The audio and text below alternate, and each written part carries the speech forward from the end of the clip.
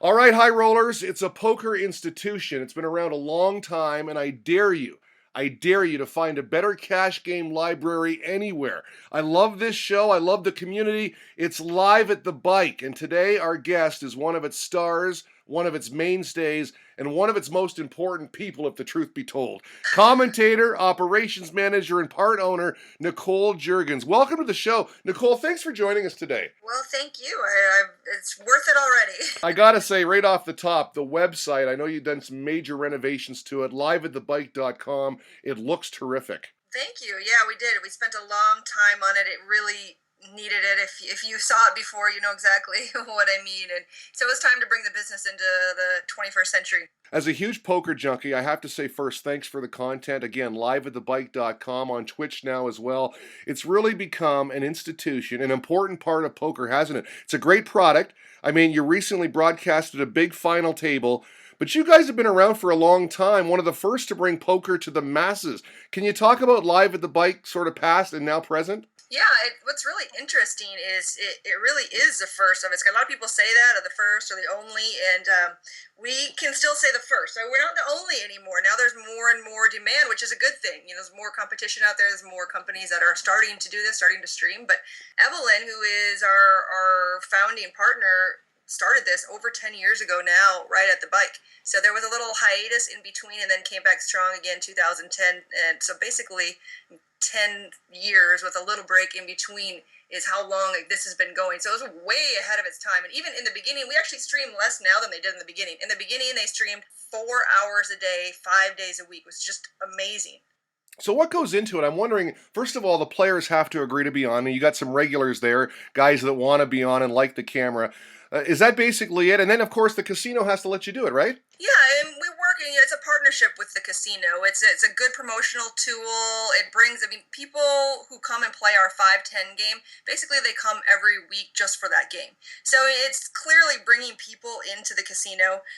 We have events that are also special for the players. It's just an excitement and a little promotional tool that makes it more interesting casino. We have people that come from all over the world specifically just to play on Live at the Bike. Well, I'll tell you what, I watched Live at the Bike for a long time, and now I've started to do some research and investigation, and I watch Lyman now with Poker Sesh. You guys got a library there. You're all about poker, what do you call it, edutainment? Yeah, yeah. Well, that's the thing. There's a lot, like I said, there's a lot more coming out in the market now, which I believe is actually a good thing. It just means there's a much more demand for poker. And the thing is when we decided to revamp our business last year, we thought about exactly who we are, and there's some companies who are specifically really hardcore training sites, and there's some that are specifically training for tournaments, training for cash games, training for really deep thinkers, whatever. We are more the edutainment. We say that because it's education and entertainment. We want it to be entertaining. We want to grasp that market that is like my dad and my grandpa who love poker but don't know a lot about it, and we don't want to blow them out of the water with what we're saying. We want them to be enjoyable, and then they'll still learn things as well while they're enjoying it. I mean, the latest poker explosion has been this advent of Twitch. I'm wondering, I know you guys use the Twitch platform, but I also know that you try to drive the viewers to liveatthebike.com. What are people missing out that are watching it on Twitch as opposed to liveatthebike.com? Here's the thing, and like I said, in the beginning, we really actually started on a Twitch model in 2005. And if Twitch had been around and we had been streaming since then, there would have been no need to have our own archive and our own membership system. The thing is, Twitch model is you stream a lot, you stream every day, you stream many hours, and you just do it consistently, and you build up a viewership. And that takes time. So we just found Twitch this year. We'd already had built up our business to a point where in order to scrap that all and start over from Twitch, it would take us another 3 years to build to where we are today. So we didn't really have the choice. We love Twitch. We want to get there with Twitch, but we can't just scrap our business. So we kind of use it as a loss leader, which benefits both of us. Some people are like, well, but then they're just using Twitch. Well, no, actually we're using each other. We're using them for their great system, the great technology that they provide, and they get advertising and membership dollars from us. So it's a symbiotic relationship that works really well. You did this big final table. You got thousands of viewers. I mean, that was really an event for you guys, wasn't it? That was amazing. It's actually the best final table I've seen in a long time, and not just because it was at the bike, like literally all final tables. You had the magician there. Is this something that you guys are going to do more of? Because I really hope so. We do stream whenever the bike has major events. So that was a WSOPC. Then they also have Legends, a WPT major event at the bike in August. And during those series, we do stream a couple final tables from those. So again, in August, we'll have a couple. And it just so happened at this one for the WSOPC main event, it was Antonio Esfandiari, Ray Henson, Jamie Gold, and then our local hero, Barry Woods, that I was rooting for. So it just, down to 4, and those were the 4 that was left. He really dressed for the occasion, didn't he? With no shoes. Sometimes he wore socks, sometimes no sweatpants. But that's poker. That's the real thing about it. The thing that we try to do on Live at the Bike is keep it real like that. And sometimes I watch poker on TV, and there's commentators like Olivier Bousquet or whoever else, and they're wearing these suits and these or tuxes even, and these nice. I'm like that. It just seems weird to me as somebody who's played poker for 11 and a half years. That's just not poker. Maybe that's the vision they want to try to give off, but it's not real, and it doesn't feel real. And my friend who she's kind of the market we wanna on for our show is, she's an older woman, really nice, really interested and excited by poker, but doesn't know much about it. And she said she happened to catch something on TV, and I think it was the Alpha 8 something or other, and she's like, yeah, these guys were wearing suits when they're talking, and then you show the table, and the guy looked like a serial killer. That's kind of what poker is. You sit and you have all these eclectic personalities, and that's poker. And I'm not sure why we're trying to change that for the masses, and we can really show it and explain it for what it is, and it's for every person. Absolutely. And one of the things that I get from your broadcast is basically you're bringing the feel, the atmosphere, the ambiance of a casino, of a poker game that you would get at any casino anywhere, right to my living room. And it really is keeping it real. You've been playing pro for 11 years, right? I'm wondering, as a woman in a male-dominated sport, how have you navigated the male ego and used it to your advantage at the table, in the broadcasting business? There needs to be more women in poker, and I'm wondering how you managed to accomplish the feat. I think, after I've done it so long and doing it, I started when I was, I guess, 25, or maybe even 24, started playing poker, but I just grew into it. It just felt natural to me. Now even guys at the table are like, oh, well, you're not a girl, you're a dude. And so it feels comfortable for me. I understand how emotions and everybody at the table works, whether they're a guy or a girl. So for me, I never had a problem with it.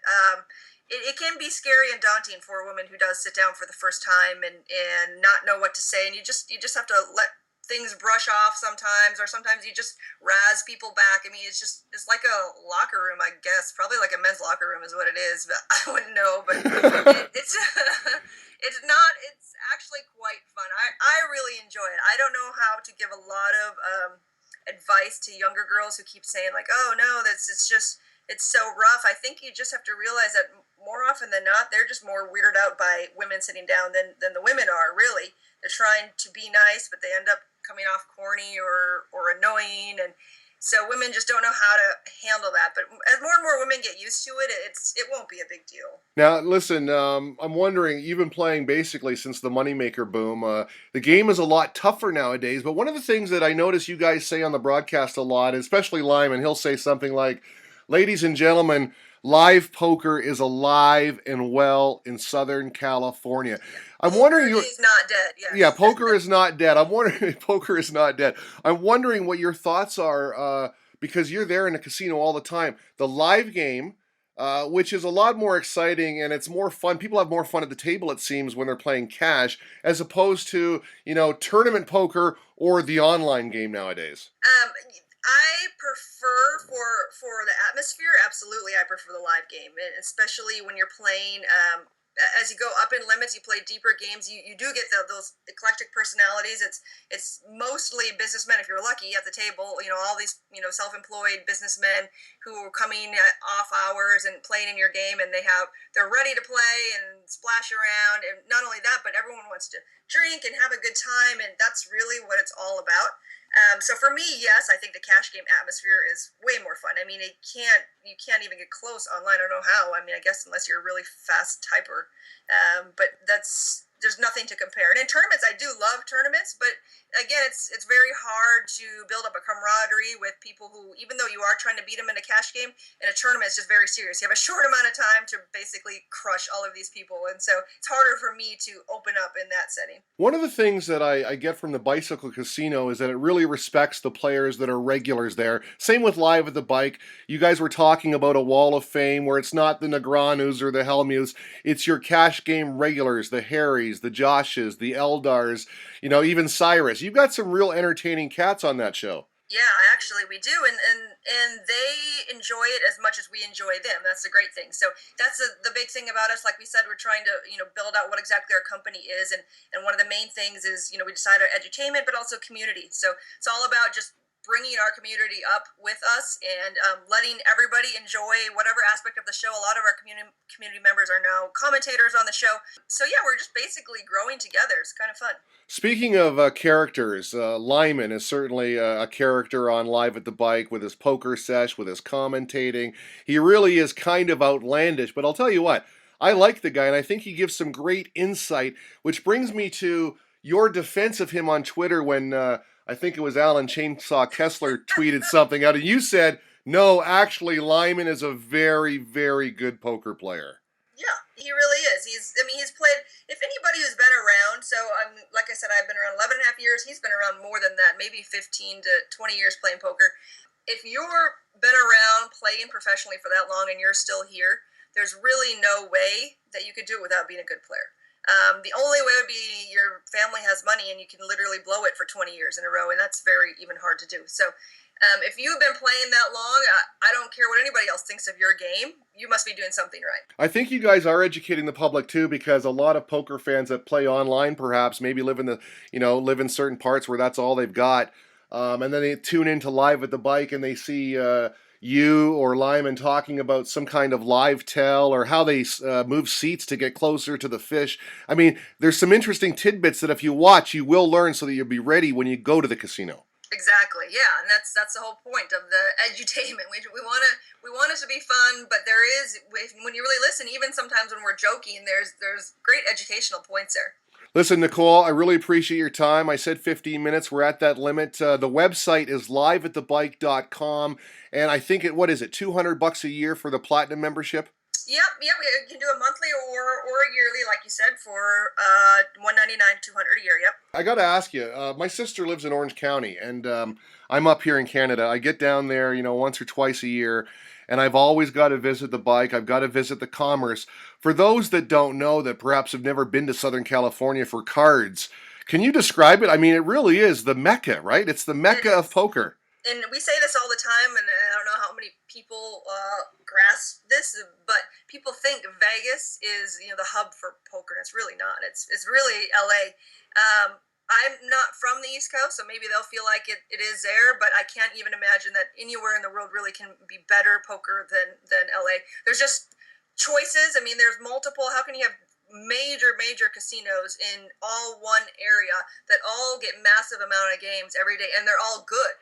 So, I mean, you have the ability to game select, you have the ability to play against people who are going to be big losing players on a daily basis. It's, we lived in Arizona for a year and a half and played at one small casino where they have like 3 games a day. And that's how it is in most of the world. In LA, you can choose from anything. And it's not Vegas. Vegas, actually, all the pros have moved there now, and it's made the environment for cash games really terrible. Whereas in LA, there is a large amount of pros, but there's also a large amount of money that's able to come in through, like we said, the business people who come out after work and still put enough money into the system that makes it really profitable for the rest of us. Before I let you go, we got to get one piece of advice. I was talking about online versus live. Online, they're all nits.